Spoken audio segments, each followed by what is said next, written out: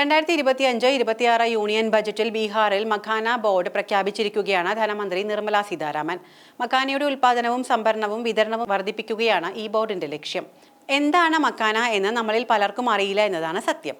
ബീഹാറിന് ഈ ബജറ്റിൽ വാരിക്കോരി കൊടുത്തു എന്ന് പലരും പരാതി പറയുന്നുണ്ടെങ്കിലും അത് അവർ അർഹിക്കുന്നുണ്ട് എന്നതാണ് വാസ്തവം.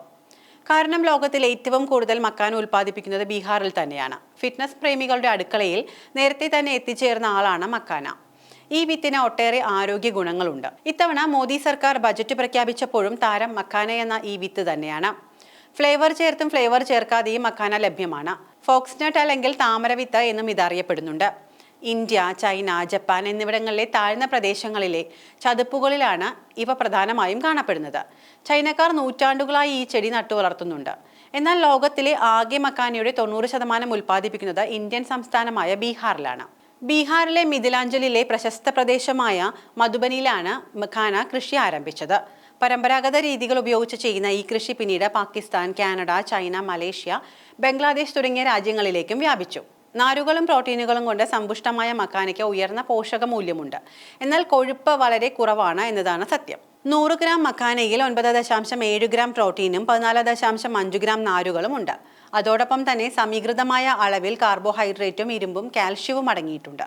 ഇത് മഖാനയെ ഒരു സൂപ്പർ ഫുഡാക്കി മാറ്റുന്നു. ഭാരം കുറയ്ക്കാൻ നോക്കുന്നവർ പ്രതിദിനം 30 ഗ്രാം മഖാന കഴിക്കുന്നത് ഗുണം ചെയ്യും.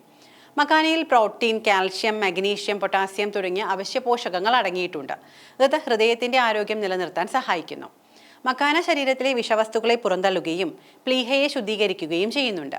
ഇത് വൃക്കകളുടെ ആരോഗ്യം നിലനിർത്താൻ സഹായിക്കുന്നു.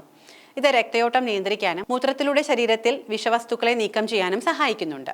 മഖാനയിൽ ഉയർന്ന അളവിൽ അടങ്ങിയിട്ടുള്ള മഗ്നീഷ്യവും കുറഞ്ഞ അളവിൽ മാത്രമുള്ള കൊഴുപ്പ്, സോഡിയം എന്നിവയും രക്തസമ്മർദ്ദം നിയന്ത്രിക്കുന്നതിന് സഹായകരമാണ്. കരളിന്റെ ഉപാപചയ പ്രവർത്തനം കൂട്ടി വിഷാംശം ഇല്ലാതാക്കാനും മഖാന സഹായിക്കുന്നു.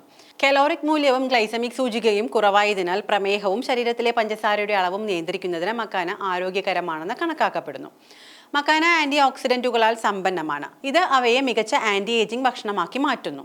ഇങ്ങനെ ഒട്ടേറെ സവിശേഷതകളുള്ള ഒന്നാണ് മഖാന. ഇപ്പോഴത്തെ ബജറ്റിലെ നിർദ്ദേശപ്രകാരം ബീഹാറിൽ ഇതിന് വലിയ രീതിയിൽ പ്രോത്സാഹനം ലഭിച്ചേക്കും. അങ്ങനെ വന്നാൽ ലോകത്തിലെ വെജിറ്റേറിയൻ പ്രേമികളുടെ മെനുവിലേക്ക് ഈ ബീഹാർ മഖാന ഇടം പിടിക്കുമെന്ന് തന്നെ കരുതാം. അതിലൂടെ കോടിക്കണക്കിന് ഡോളറുകളും ഇന്ത്യയിലേക്ക് ഒഴുകിയെത്തിയേക്കാം.